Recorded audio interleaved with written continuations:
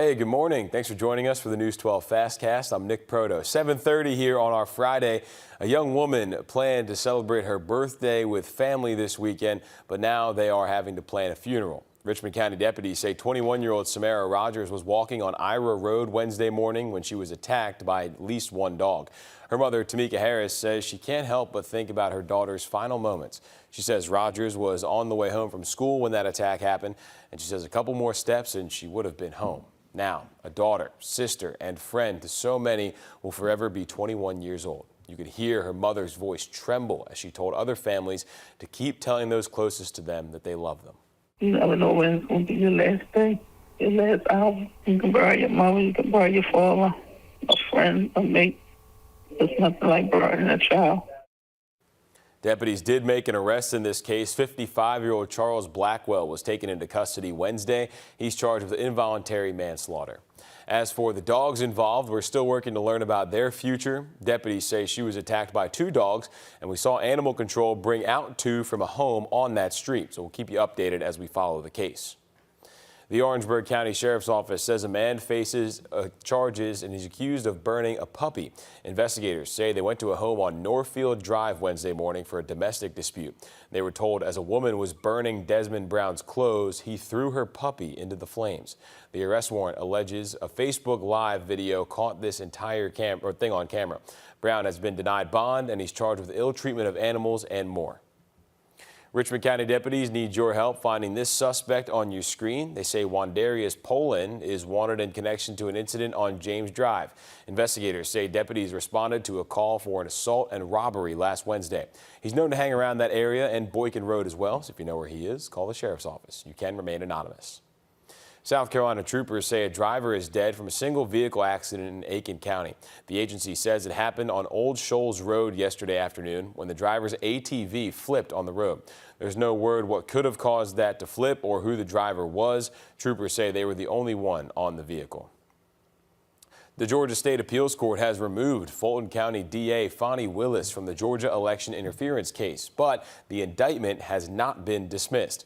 The court cited this as a rare case where disqualification is needed to restore public confidence.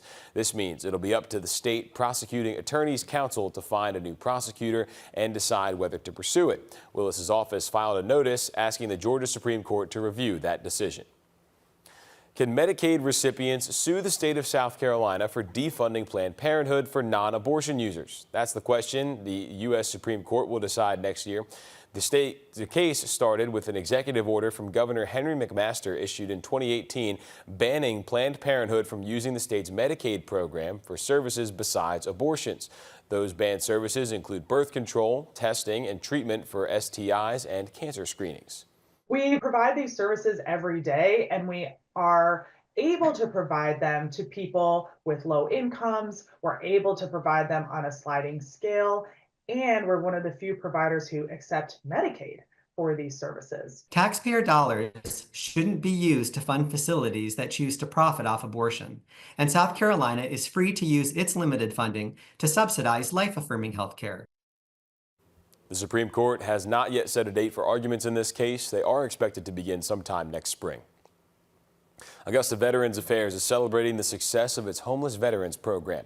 The VA says it exceeded its goal by more than 245%, leading facilities across the nation. To put that percentage into perspective, they say they housed 172 veterans last fiscal year. The Department of Veterans Affairs says their homeless veterans programs housed nearly 48,000 veterans last year, and they say that's nearly 17% past their annual goal. Happening tomorrow is the James Brown toy giveaway. That's for families who registered for the resource the last 2 weekends. The gifts will be ready for you at May Park from 8 to 9:30 a.m. Organizers say your kids must be there to receive them. Today, there will be some events celebrating Christmas in the area. In Burke County, there will be a community Christmas carnival from 5:30 to 8:30 at the Burke County Recreation Department. And in North Augusta, Santa will be in more neighborhoods for the Santa Run.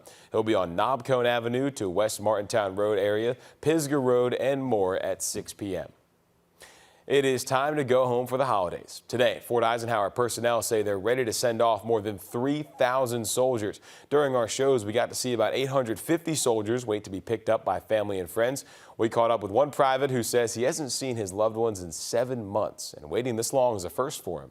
This is kind of my first time being away from home for an extended period, so I'm really excited to see my mom, my dad, my fiance, as well as all my friends and family. I miss all of them deeply, so I'm going to be sure to give all of them a hug.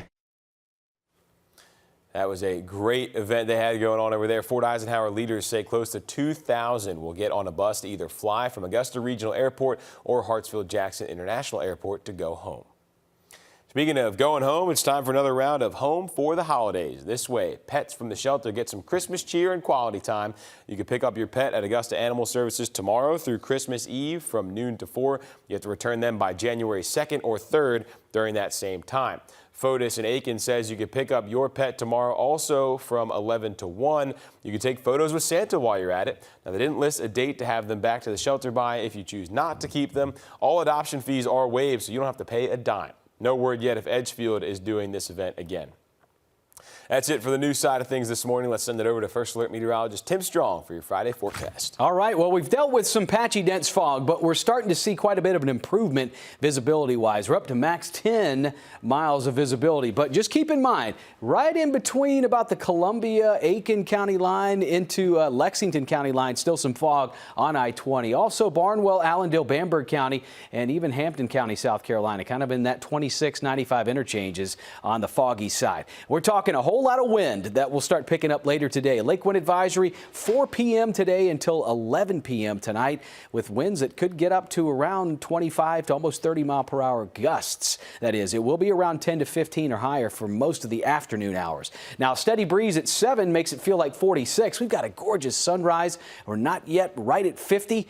Aiken, you are. We've got colder temperatures from 30s and 40s, a lot of our western counties there. But definitely looking at a divided line west of the river, 40s, and then you get to 30s, but mainly 50s in the South Carolina counties. So for today, we're expecting plenty of sunshine, turning windy, cooler, but right around average, getting up to just around 60 degrees. The cold front takes all of that mild air away from us, moving into winter tomorrow. Winter season with lows in the 20s and 30s through Monday with sunshine. We start moving into Tuesday, Christmas Eve, Christmas Day, and beyond. There's going to be a chance of showers around middle to upper 50s. Have a great day.